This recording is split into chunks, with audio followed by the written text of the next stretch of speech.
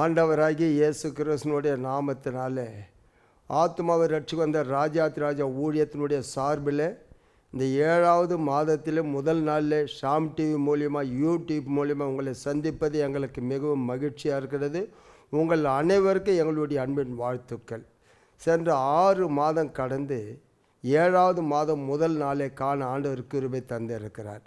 ஒவ்வொரு மாதம் ஆண்டவர் நம்மோடு பேசி கொண்டு இருக்கிறார். சென்ற மாதம் ஏசாயா 61:7 சொல்லி இருக்கிறார், உன்னுடைய வெக்கத்துக்கு இரட்டத்தினான பலன் என்று. இந்த வார்த்தை அநேகர் வாழ்க்கையில் இரட்டிப்பான நன்மை செய்தது என்று சாட்சி சொல்ல நாங்கள் கேட்டு இருக்கிறோம். தேவனை மகிமைப்படுத்தி கொண்டு இருக்கிறோம். இந்த மாதத்தில் லூக்கா 4வது அதிகாரம் 18வது வசனத்தை வாசிக்க கேட்கலாமா? கர்த்தருடைய ஆவியானவர், நல்லா கவனிங்க, கர்த்தருடைய ஆவியானவர் என் மேல் இருக்கிறார், என் மேல இருக்கிறார், தரித்திரருக்கு சுவிசேஷத்தை பிரசங்கிக்கும்படி, தரித்திரருக்கு சுவிசேஷத்தை பிரசங்கிக்கும்படி என்னை அபிஷேகம் பண்ணினார், என்னை அபிஷேகம் பண்ணினார், இருதயம் நறுங்குண்டவர்களை குணமாக்கவும், இருதயம் நறுங்குண்டவர்களை குணமாக்கவும், சிறைப்பட்டவர்களுக்கு விடுதலையையும், சிறைப்பட்டவர்களுக்கு விடுதலையும், குருடருக்கு பார்வையையும் பிரசித்தப்படுத்தவும், நொறுங்குண்டவர்களை விடுதலையாக்கவும், நொறுங்குண்டவர்களை விடுதலையாக்கும். தேவனுடைய பிள்ளைகளை லூக்கா 4:18 சொல்லப்படும் கர்த்தருடைய ஆவியானவர் என் மேலே இருக்கிறார். இதை கேட்டுக்கொண்டு இருக்கிற என் அன்பு தேவனுடைய பிள்ளைகளே, பரிசுத்த ஆவியானவர் உங்கள் ஒவ்வொரு மேலே உங்களுக்குள்ளே வாசம் பண்ணுகிறார். இந்த மாதம் 7வது மாதம். இந்த நாளிலே அதே லூக்கா 4:21வது வசனத்தை வாசிக்க கேட்கலாமா? அப்பொழுது அவர் அவர்களோடு பேசத் தொடங்கி உங்கள் காதுகள் கேட்க நல்ல கவனிங்க, உங்கள் காதுகள் கேட்க இந்த வேத வாக்கியம் இன்றைய தினம் நிறைவேறிற்று என்றார். இன்றைய தினம் நிறைவேறிற்று. தேவனுடைய பிள்ளைகளே, ஏசாயாவால் உரைக்கப்பட்ட தீர்க்கதரிசன வார்த்தை தான் ஏசாயா 61வது அதிகாரம் 1ஆம் வசனத்தில் தீர்க்கதரிசி உரைக்கப்பட்டது. இயேசு கிறிஸ்து பிறப்புக்கு முன்பாக 700 ஆண்டுகளுக்கு முன்பாக. இயேசு பிறக்கவில்லை, மரியாள் பிறக்கவில்லை, ஆனால் வாக்கு தத்தமானது தீர்க்கதரிசி மூலமா சொல்லப்பட்டது 700 ஆண்டுகளுக்கு முன்பாக. அந்த தீர்க்கதரிசன புத்தகத்தை வாங்கி வாசித்து இன்றைய தினம் இந்த வேத வாக்கியம் நிறைவேறிவிட்டது. அப்போ தேவனுடைய பிள்ளைகளே, பரிசுத்த ஆவியானவர் என் மேலே இருக்கிறார் அப்படின்னா என்ன அர்த்தம்? ஏசாயா 42:1 வாசிக்கலாமா? இதோ நான் ஆதரிக்கிற என் தாசன், நான் தெரிந்து கொண்டவரும் என் ஆத்துமாவுக்கு பிரியமானவரும் இவரே, என் ஆவியை அவர் மேல் அமர பண்ணினேன், அவர் புறஜாதிகளுக்கு நியாயத்தை வெளிப்படுத்துவார். நல்லா கவனிங்க தேவனுடைய பிள்ளைகளை, நாம அனைவரும் தேவனுடைய பிள்ளைங்க. ஆண்டவர் நம் மேலே பரிசுத்த ஆவியானவர் நம் மேலே ஊற்றி இருக்கிறார். பரிசுத்த ஆவியானவர் நமக்குள்ளே இருக்கிறார். வேதம் சொல்லுகிறது, ஏசாயா 32வது அதிகாரம் 15 வசனம், உன்னதத்திலிருந்து ஆவி ஊற்றப்படும் போது தான், ஊற்றின பின்பு தான் வாழ்க்கையே மாறுப்போகுது. அப்போது தேவனுடைய எருசலேம் மேல் அறையில் தான் அப்போஸ்தலர்களுடைய வாழ்க்கையே மாறினது. மறுதலித்தவர்கள், ஆண்டவருக்கு விரோதமாய் நடந்தவர்கள், பயந்தவர்கள், ஓடி ஒளிந்தவர்கள், அவங்க வாழ்க்கை எந்த இடத்துலன்னா பரிசுத்த ஆவியானவர் ஊற்றின பிறகு தான். அப்போ வாசிக்கலாமா? உன்னதத்திலிருந்து நம்மேல் ஆவி ஊற்றப்படும் மட்டும் அப்படியே இருக்கும். அப்பொழுது வனாந்தரம் செழிப்பான வயல்வெளி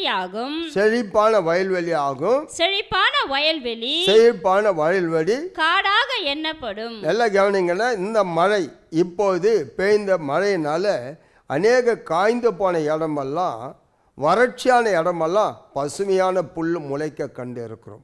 அப்போது தேவனுடைய பிள்ளைகளை, உலர்ந்த எலும்புகள் உயிர் அடையணும், நம்பிக்கையற்றவர்கள் நம்பிக்கை உண்டாக்கப்படணும். அப்போ மாம்சத்துக்கும் ஆவிக்கும் வித்தியாசம் உண்டு.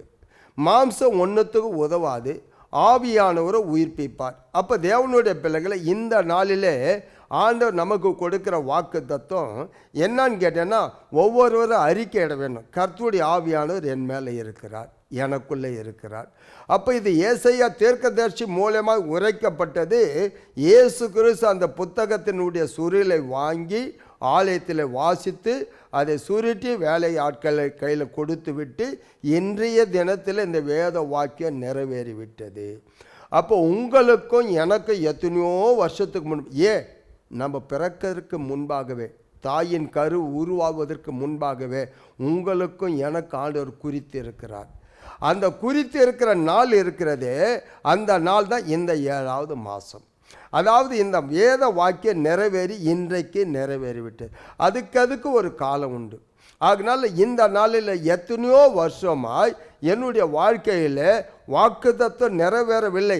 இயேசு கிறிஸ்துக்கு ஏசாயா தீர்க்கதரிசி மூலமாய் உரைக்கப்பட்ட வார்த்தை நிறைவேறுவதற்கு ஆண்டவர் பிள்ளைகளே, அந்த குறிக்கப்பட்ட நாள், அவர் மரியாள் வயிற்றில் பிறக்கணும், வளரணும், ஆண்டவருடைய பிள்ளைகளை யோர்தான் நதிக்கரையில் ஞானஸ்தானம் எடுக்கணும், புறாவை போல பசுத்த ஆவியார் அவன் மேலே இறங்கி வரணும், வானத்திலேருந்து சத்தம் உண்டாகணும், இவர் என் நேசகுமாரன், இவர் மேலே நான் பிரியமாக இருக்கிறேன்னு சொல்லணும்.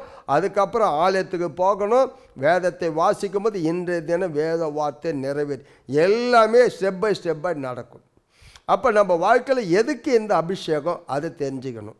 கர்த்தர் என்ன ஏன் அபிஷேகம் பண்ணார்? இப்போது இந்த மாதத்தில் 7வது மாதம் உங்களோடு கூட ஆவியானவர் பேசுகிறார். 6வது மாதம் 24, 25 பாராளுமன்றத்தில் எம்பிக்களும் அநேகர் அங்கே பார்த்தீங்கன்னா அங்கே எல்லாரும் பதவி பிரமாணம் எடுத்துக்கொண்டார்கள். அவங்க பதவி பிரமாணம் எடுக்கும் போது சொன்னாங்க, அவங்க என்ன சொன்னாங்க, எனக்கு நாங்கள் எடுத்துக்கொண்டது பதவி பிரமாணத்தின்படி ஜனங்களுக்கு நான். அப்போ எனக்கு எதுக்கு அபிஷேகம்? அங்கே வேதம் சொல்கிறது ஏசாயாவில் 61 அதிகாரம் 1 உனக்கும் எனக்கு எதுக்குன்னு கேட்டேன்னா, அபிஷேகம் என்பது ஒரு மனுஷனுடைய வாழ்க்கையில் நாம் வாங்கி அதை மூடி வைப்பதற்காக அல்ல, அந்த தாளந்துகளை புதைத்து வைப்பதற்காக அல்ல. இன்னைக்கு அபிஷேகம் வித்தியாசமாய் போய் கொண்டிருக்கிற காலம் இது. வாசிக்கலாமா? கர்த்தராகிய தேவனுடைய ஆவியானவர், கர்த்தராகிய தேவனுடைய ஆவியானவர் என் மேல் இருக்கிறார், என் மேல இருக்கிறார். சிறுமைப்பட்டவர்களுக்கு. எதுக்காக கர்த்தருடைய ஆவி உன் மேல என் மேல எதுக்கு இருக்கிறார்னா, தேவனுடைய அவர் என்னை எதுக்கு அபிஷேகம் பண்ணார், உங்களை எதுக்கு பண்ணார்னா, இன்னைக்கு உலகத்தில் இருக்கிற ஜனங்களுடைய சிறுமையானவர்களையும் கட்டப்பட்டவர்களையும் சிறைப்பட்டவங்களையும் விடுதலை ஆக்க. அப்போ தேவனுடைய பிள்ளை சுவிசேஷம் அறிவிக்க, பரலோக வேலை செய்ய. ஏன்னா இன்றைக்கி அநேகர் கட்டப்பட்டு இருக்கிறார்கள், பிசாசின் பிடியில் இருக்கிறாங்க, அவங்க வரக்கூடாதபடி, வெளியே வரக்கூடாதபடி கட்டி வச்சு இருக்கிறான்.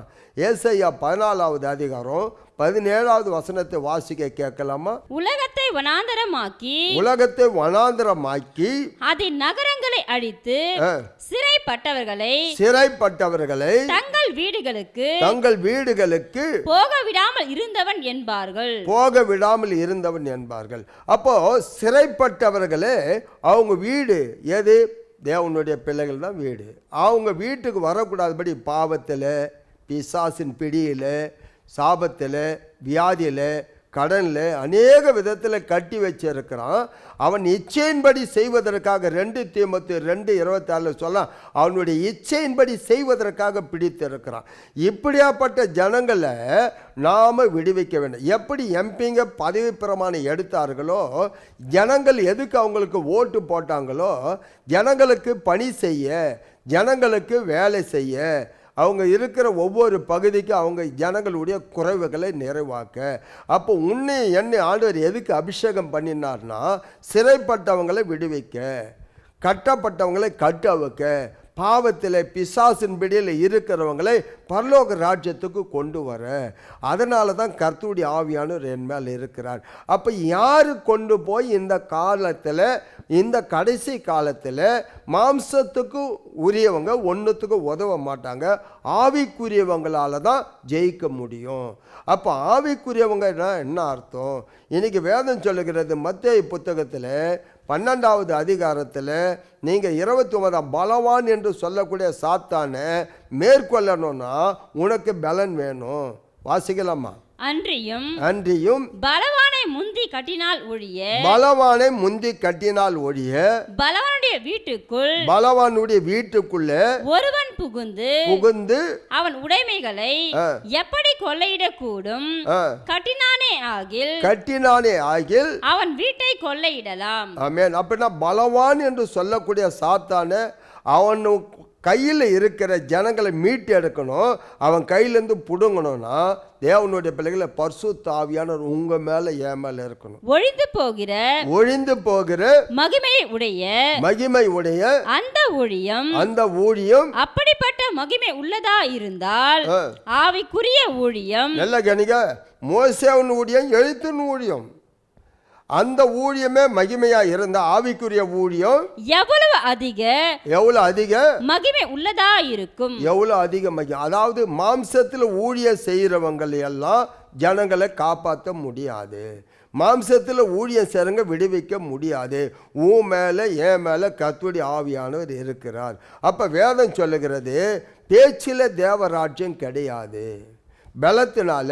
அப்போ அந்த பலன் எங்கேருந்து வந்து என்னை பலப்படுத்துகிற கிறிஸ்து, கர்த்தருடைய ஆவியானவர் எனக்குள்ளே இருக்கிறார்.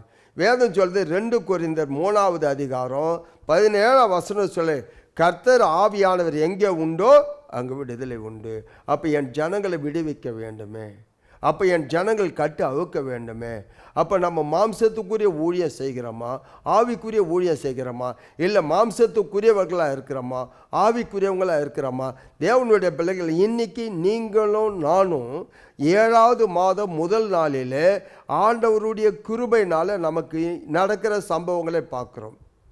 இன்றைக்கி கள்ளக்குறிச்சி பகுதியில் குடிச்சிட்டு மரித்து போன குடும்பங்களை பார்க்குறோம். இனி வரப்போகிற நாட்களை பார்க்குறோம். இனி வரப்போகிற ஆபத்தான காலத்தில் தேவனுடைய பிள்ளைகளை அங்கே தானியலை போல பலவானை போல இருந்தால் தான் மீட்டு எடுக்க முடியும். அதனால்தான் வேதம் சொல்லுகிறது, நீங்கள் நம்மை ஆண்டவர் அழைத்து இருக்கிறார். யோவான் 3வது அதிகாரம் 34ஆம் வசனம் சொல்லுகிறது, தேவனால் அனுப்பப்பட்டவர் தேவனுடைய வார்த்தைகளை பேசுகிறார், தேவனுடைய வார்த்தையை பேசுகிறார். தேவன் அவருக்கு தமது ஆவியை அளவில்லாமல் கொடுத்திருக்கிறார். அளவில்லாமல். இந்த காலத்தில் குப்பியினுடைய அபிஷேகம் இல்லை, கொம்பு அபிஷேகம் இல்லை, அளவில்லாமல் ஆவியானவர் நம்மை நிரப்பணும். அப்போ ஆவியானவருக்காக காத்திருக்கணும். ஆண்டவரே என்னை பலப்படுத்துங்க, என்னை நிரப்புங்க, என் பாத்திரம் நிரம்பட்டும், என் தேசம் அழிகிறது, என் ஜனங்கள் சிறைப்பட்டாங்க, என் ஜனங்களை மீட்டெடுக்கணும். ஒரே ஒரு வாழ்க்கை நமக்கு. தேவனுடைய பிள்ளைகளை, இன்றைக்கி மாம்சத்தில் வேதத்தை வாசிக்கிறவங்களும் ஆவியில் வேதத்தை வாசிக்கிறவங்களும் மாம்சத்தில் ஊழியம் செய்கிறவங்களும் ஆவியில் ஊழியம் செய்கிறவங்களும் வித்தியாசம் உண்டு. ஆவி மாம்சத்துக்கு விரோதமாக போராடும், மாம்சம் ஆவிக்கு விரோதமாக நம் தேவனுடைய போகிற. இப்படின்னா நீங்களும் நான் ஆவிக்குரியவங்களாக இருந்தால் ஆராய்ந்து பார்ப்போம், காலத்தை பார்ப்போம், சூழ்நிலையை பார்ப்போம், வரப்போகிற அழிவை பார்ப்போம். நாம் ஆண்டவருடைய சமூகத்தில் தாகமாக இருப்போமானால், இன்றைக்கி தேவனுடைய பிள்ளைகளை, நீ ஆண்டவர் தனி அறையில் போய் என்னை நிரப்புங்கப்பா, தேவனுடைய பிள்ளை. சென்ற வாரம் எங்களுடைய ஊழியத்தில் ஆந்திராவிலேருந்து ஒரு 10 பேர் வந்தாங்க. 10 பேர் வரும்போது 20 வருஷமாய் பரிசுத்த ஆவிக்காக அவங்க காத்திருந்தாங்களாம். 20 வருஷமாய். அவங்க யாருன்னு தெரியாது. அவங்க எங்கிட்ட வரும்போது அவங்களுக்குள்ளே இருந்த மாம்ச பலவனங்கள் சோர்வுகளை குறித்து சொன்னாங்க. அவங்களுக்கு வசனத்தை குறித்து சொன்னேன். அந்த வசனம் அவங்கள உயிர்ப்பித்தது, அந்த வசனம் அவங்களுக்கு நம்பிக்கை உண்டாக்கினது. கடைசியில் அவங்கள முழங்கால் படியிட சொன்னேன். முழங்கால் படியிடும் போது அவங்களுக்கு ஜெபிக்க சொன்னேன். ஜெபிக்க சொல்லும் போது அவங்கள பாவத்தை அறிக்கையிட சொன்னேன். அறிக்கையிட்டாங்க. அதுக்கப்புறம் நான் ஜெபிக்க ஆரம்பித்தேன். ஜெபிக்கும் போது உடனே அவங்க அப்படியே ஆவியானவர் நிரப்பப்பட்டார். அந்நிய பாஷையை பேசினாங்க, ஆவினால் நிரப்பப்பட்டாங்க. அப்போ வேதம் சொல்லுது, அப்போஸ்தலர் புத்தகம் 10வது அதிகாரம் 44 பேதுரு பேசும்போதே அங்கே கூடியிருந்த யார் மேலே பரிசுத்த ஆவியானவர் அவர் இறங்கி வந்தாராம். இன்றைக்கி மேலறையில் இருந்த அப்போஸ்தலர்கள் அங்கே வேதம் காத்திருந்தவங்க அத்தனை பேரும் கர்த்தருடைய ஆவியானவர் இறங்கி வந்தாராம். அதுக்கு தான் சொன்னேன், எதுக்கு கர்த்தருடைய ஆவியானவர் என் மேலே இருக்கிறார். இன்றைக்கி உங்களுக்குள்ளே ஆவியானவர் இருக்கிறார். வாக்குத்தத்தம் நிறைவேறணும், சோர்ந்து போகாதீங்க, கலங்கி போகாதீங்க. 700 ஆண்டுகளுக்கு முன்பாக ஏசாயா தீர்க்கதரிசினால் சொல்லப்பட்டது இங்கே இயேசு கிறிஸ்து அங்கே வாசிக்கிறார் என்ற தினம் இந்த வேத வாக்கியம் நிறைவேறிவிட்டது. உங்கள் வாழ்க்கையில் எத்தனையோ ஆண்டு காலம் நிறைவேறாத வாக்குத்தத்தம் நிறைவேறும். பரிசுத்த ஆவியானவர் எங்கே உண்டோ அங்கே விடுதலை உண்டு. கண்டிப்பாக உங்களுக்குள்ளே இருக்கிறார். நீங்கள் ஆவியானவர் நடுவில் உங்கள் நடுவில் பெரியவராக இருக்கிறார். பெரிய காரியங்களை செய்வார்.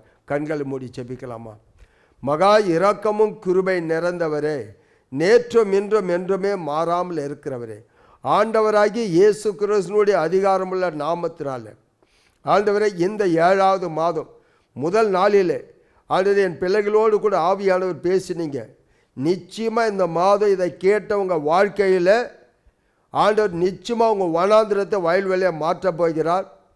பரிசுத்த ஆவினால் நிரப்பப்பட போகிறீங்க. தாகமுள்ளவங்க மேலே தண்ணீரை ஊற்ற போகிறார். மானானது நீரோடைய வாஞ்சிக்கிறதை போல வாஞ்சியாய் பல வருடமாய் காத்திருந்தவங்களுக்காகவும் வாக்குத்தத்தம் நிறைவேறலை என்று சோர்ந்து போனவங்களுக்காக இன்றைய தினம் இந்த வேத வார்த்தை நிறைவேறிவிட்டது. இன்றைய தினம் இதை கேட்டவங்க வாழ்க்கையில் ஆவியானவர் எல்லாவற்றிலும் விடுதலை கொடுத்து விட்டார். யாரெல்லாம் ரட்சிக்கப்படலையோ, யாரெல்லாம் சிறைப்பட்டாங்களோ, யாரெல்லாம் ரட்சிக்கப்படாமல் இவ்வளோ நாள் அவங்களுக்காக காத்திருந்தீங்களோ, இந்த மாதத்தில் அத்தனை பெரிய விடுதலையும் காண முடியும், அத்தனை பெரிய மாறுதலை காண முடியும். இதை ஊழியக்காரங்களுக்காகவும் ஊழிய காரியங்களுக்காகவும் தேவனுடைய பிள்ளைகளுக்காகவும் இந்த விசேஷமான பரிசுத்த ஆவியினுடைய அபிஷேகம் ஒரு பெரிய காரியங்களை சாதிக்க உங்களை பலப்படுத்துவார், பயன்படுத்துவார், உங்களுடைய குறைவுகளை நிறைவாக்குவார். இயேசுவின் நாமத்தில் ஜெபிக்கிறோம் நல்ல ஆண்டவரே. ஆமென்.